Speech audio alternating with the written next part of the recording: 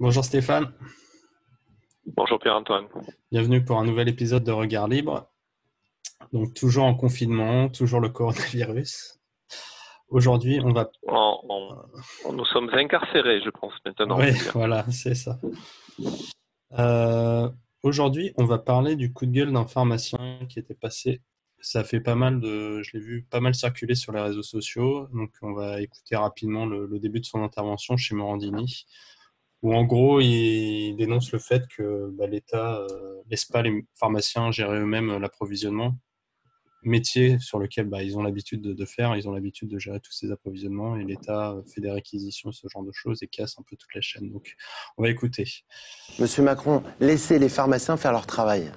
Laissez le pharmacien participer à cette crise. Mais c'est pas le cas aujourd'hui ? Non, aujourd'hui, on nous a mis de côté. Le pharmacien, il est capable d'équiper la population. Il y a 22 000 pharmacies en France. On n'a pas le droit de vendre de masques. Je peux m'approvisionner en masques sans l'aide de l'État. La majorité des pharmaciens peuvent le faire. Il y a des réseaux, on a nos filières. Aujourd'hui, le pharmacien n'a pas le droit de vendre de masques, on n'a même pas le droit d'en acheter. On a juste la dotation classique que l'État nous envoie 3-4 boîtes tous les 10 jours. Et vous ne pouvez pas vous en fournir par vous-même, c'est ça ? Je n'ai pas le droit de m'en fournir par moi-même. C'est ça la catastrophe. Nous, aujourd'hui, on vit avec la population. On est en ligne de front. On est face à une population qui nous demande des masques toute la journée. La question majeure en pharmacie... Bon, voilà, ça continue, mais déjà, je pense que l'essentiel est dit en introduction. Ouais. Le message est dit. Alors, je ne sais pas qui est ce pharmacien, quelle représentativité il a, dans quelle mesure ses propos sont objectifs ou pas, mais néanmoins, on peut supposer que le témoignage est intéressant. J'entends d'autres dire que dans certains endroits, c'est pas vrai. De toute façon, ils ont pas accès à des stocks où il n'y a rien de disponible. Bon, même à supposer que la vérité soit au milieu, c'est-à-dire qu'entre il n'y a pas de stock du tout et il y a des stocks si on sait les trouver, qui est un petit peu ce qu'il dit. Ouais. Moi, je retiendrai la deuxième option, même si dans certains cas, selon les réseaux, il serait vrai que les pharmaciens peuvent se procurer des masques. Je retiens cette hypothèse. J'ai pas de raison de ne pas le retenir. Si par contre, il est vrai également que pour différentes raisons que je comprends pas sincèrement, c'est interdit pour eux d'en vendre. Là, on atteint encore un autre niveau de scandale, très clairement. Moi, j'ai vu des pharmacies dans mon quartier où il y a des affiches qui disent qu'ils n'ont pas de masque parce qu'ils n'ont pas le droit d'en vendre. Pas le droit de vendre. C'est ça. Ce qui est cohérent avec ce qu'il vient de dire. Voilà. Mais maintenant, pourquoi ils n'auraient pas le droit Voilà. Pourquoi enfin, là, par contre, je n'ai pas la réponse. Mais là, par exemple, excuse-moi de te couper, dans l'interview, il y a une journaliste qui dit que c'est normal qu'il n'ait pas le droit parce que s'il en vend, ça privera les soignants de masques. Le fait de vendre à des civils, entre guillemets, ça prive les autres de masques. C'est ça ce que les gens lui répondent. Ils sont même scandalisés par ce que ce pharmacien dit. Mais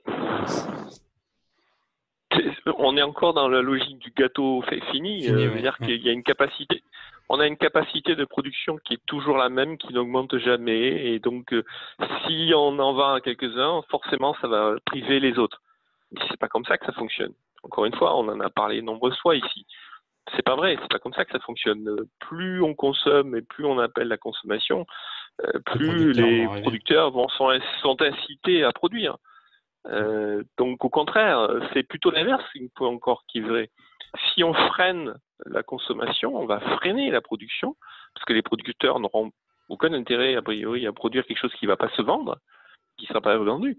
Donc au contraire, c'est très bizarre comment les gens dans ce pays, on raisonne en gâteau fini. On n'arrive pas à comprendre. C'est ça, on n'arrive pas à comprendre que la consommation appelle la production et non pas la production détermine la consommation.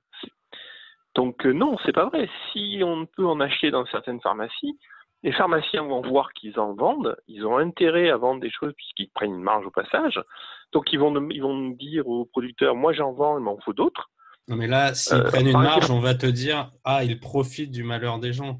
Ça, on l'entend bien aussi. sûr, mais bien sûr. Mais bien sûr. Mais bien sûr, on ne profite pas du malheur des gens. Ils font le bonheur des gens en réglant leurs problèmes. Non, c'est... non, mais c'est vrai. C'est vrai pourtant. On ne profite pas des gens. Tu as un problème, je te donne une solution. Où est le problème là-dedans? Non, il vaudrait mieux tous mourir. Comme ça, personne n'aura profité de personne. Et c'est incroyable. C'est pas qu'on t'impose quelque chose, c'est qu'on répond à ta demande. Donc, où est l'exploitation dedans? Donc, bref, oui. Donc là, il y a quand même.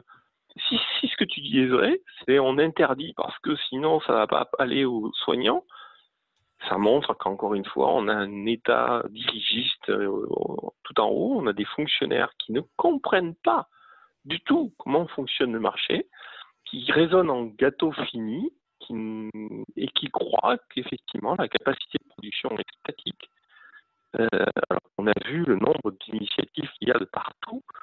Il y a plein de gens localement qui trouvent des solutions pour produire des masques, indépendamment des industriels. Donc on voit que les régions s'adaptent et répondent à la demande. On a des exemples partout. Mais par contre, pour pouvoir profiter de cette initiative, encore faut-il la libérer. Si on ne laisse pas les pharmaciens répondre aux besoins, d'abord on prive les gens qui ont des besoins d'avoir des masques, d'une part, quels qu'ils soient. Il n'y a pas que les soignants, forcément, qui ont besoin de masques, pas forcément. Et toute la population, potentiellement, en a besoin. Et surtout, on ne met pas les conditions pour que les producteurs en produisent encore plus. Ils n'auront pas intérêt à le faire. Ils vont aller en vendre en Pologne ou que sais-je, et ils ne vont pas en vendre dans les pharmacies pour qu'on puisse en disposer. Donc, non, il faut... Parce qu'on voit aussi qu'il y a des réquisitions, que voilà, l'État aussi, dès qu'il identifie qu'il y a des stocks quelque part, il réquisitionne. Et on ne sait jamais vraiment s'il paye les choses ou s'il les vole tout simplement aux industriels. Le mot réquisition, oui, non, mais pour moi, le mot réquisition veut dire que ça a été volé. Mais c'est ça, exactement.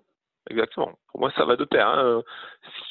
Sinon, ça s'appellerait une transaction forcée. Voilà. Mais réquisition, par définition, c'est du vol. C'est une forme très politiquement correcte de parler de vol. Une forme légale du vol. C'est ça, la réquisition, c'est une forme légale de vol, oui. C'est marrant d'ailleurs de voir le nombre de mots qui veulent dire vol légal. Il y en a beaucoup. Réquisition, impôt, taxe, bref. On a vu d'ailleurs sur les masques, et puis on finira peut-être là-dessus, mais le nombre de stocks, on a vu tout un tas de scandales liés à des stocks, soit des stocks oubliés, soit des stocks cachés, comme à la Poste, soit des stocks qu'on avait complètement oubliés, qu'on a retrouvés tout d'un coup, comme en Ariège, je crois. Très bien. Et donc, ça montre aussi que des stocks, on en fait partout. Ces stocks, ils nous coûtent de l'argent, ils ont coûté de l'argent à un moment donné. On a laissé dormir des sommes importantes pendant des durées comme ça, finalement, pas pour rien. Parce que même si on les retrouve aujourd'hui, pendant tout ce temps, ils ont été stockés et donc c'est de l'argent qui a dormi.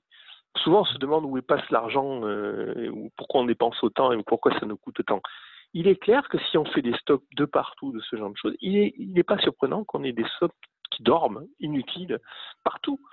Alors qu'encore une fois, on en a déjà parlé, si on faisait confiance au marché, on achèterait les masques quand on en a besoin, le marché réagirait et on n'avait pas besoin de stocker et ça nous aurait coûté beaucoup moins cher bien avant. Et on aurait une meilleure réponse parce que justement le marché s'adapterait plus facilement. Plus vite, ouais.